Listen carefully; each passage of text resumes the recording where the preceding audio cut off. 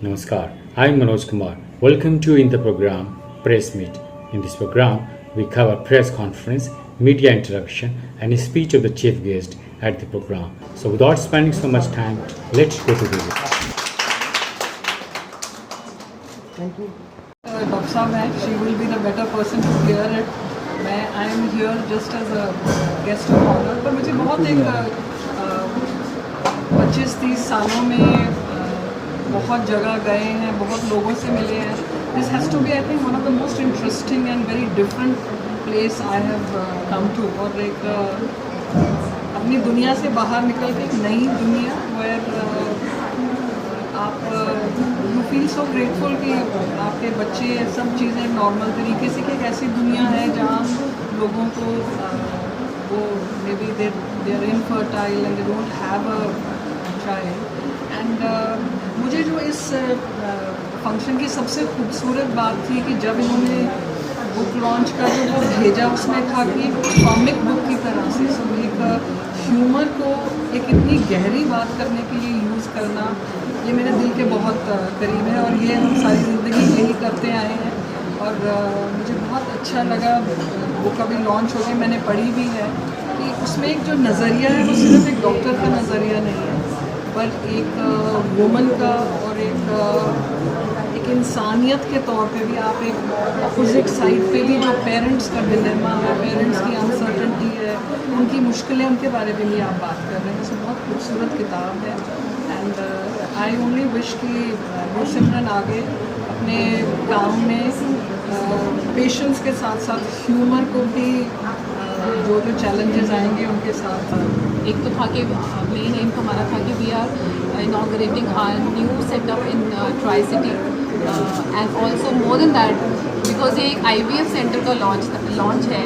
And IVF के नाम पे बहुत सारी चीज़ें इस सोसाइटी में वी फील दैट एक मिथ्स एंड बहुत सारे सोशल स्टिग्मास जो इस टर्म के साथ एसोसिएटेड है.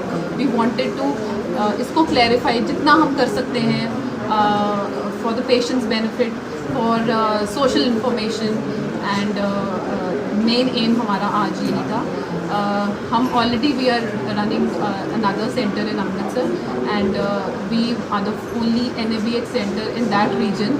NABH मतलब it is a recognized and accredited center from the center कि whatever services we are giving to the patients, they are at par with the international standards. And दूसरा, we are the only surrogacy center in that region, so we aim at bringing those same services in Tri-City along with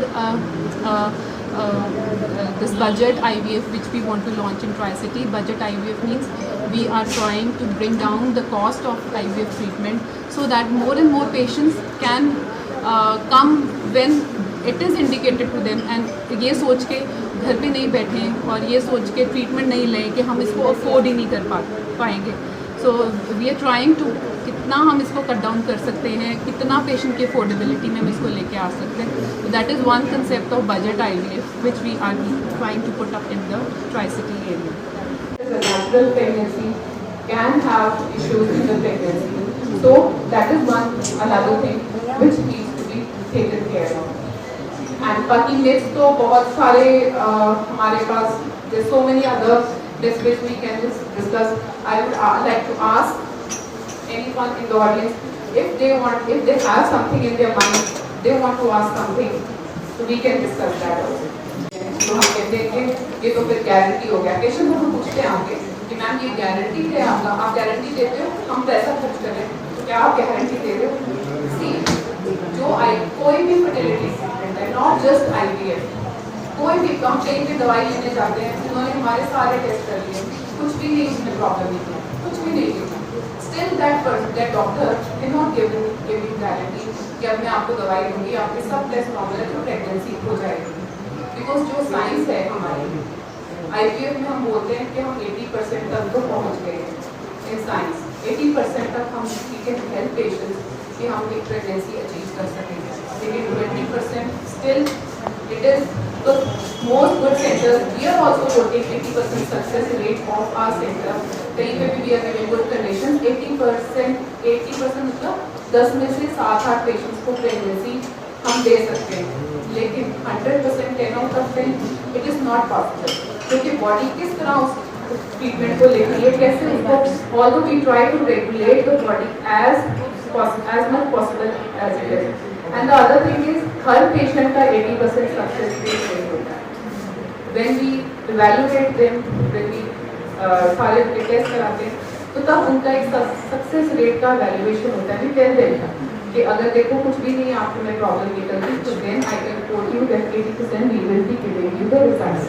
लेकिन अगर uterus में कोई problem है, lining में ऐसा कुछ issue है जो 100% करेक्टेबल नहीं है, एग्स की क्वालिटी एवरेज है, बहुत अच्छी नहीं है, एंड यू नॉट रेडी कि हमने एग्स एक्सचेंज नहीं कर रहे हैं, because it is always with your consent, then obviously your success rate falls in your treatment. So that is why 100% IVF में या किसी भी फर्टिलिटी ट्रीटमेंट में पॉसिबिलिटी नहीं. और अगर ऐसी देखो हम पेशेंट्स देखते हैं जो फर्स्ट टाइम में भी दे कम पॉसिबल, है ना, वो भी पेशेंट देखते हैं जिन्होंने 14-15 साइकिल करा के भी हमारे पास आते हैं. इतनी मोटी फाइल होती है, सब जगह पे they have visited but they have not achieved the pregnancy, but we do a cycle week and the same for everyone, तो अचीव हो जाती है pregnancy. It is how well we are able to balance the body to whatever what treatment we are trying to give, और body का response कैसे है. कई बार किसी का फर्स्ट साइकिल में ही बहुत अच्छा रिस्पॉन्स आ जाता है, तो फर्स्ट साइकिल में ही प्रेगनेंसी हो जाती है. We in our center what we are doing is we are giving पहले तो we used to give 3 chances in their packages. Now we have come to 2 chances in our package. That means if the patient is spending once, we are giving another chance in that same package, so that patient को spend करने के time पे ये ना लगे कि अगर नहीं हुआ तो I am again going to get to the same financial thing. So कुछ centers ऐसे कर भी रहे. We are also one of those we are doing. We are giving 2 chances in one cycle, because what we feel is from our side we should be giving 2 best chances to the patient, जो हम अपनी तरफ से best कर सकते हैं. Just right now कि naturally body जो है वो एग और स्पर्म की बॉडी के अंदर फर्टिलाइजेशन नहीं हो पा रही. वही रीजन. हाँ,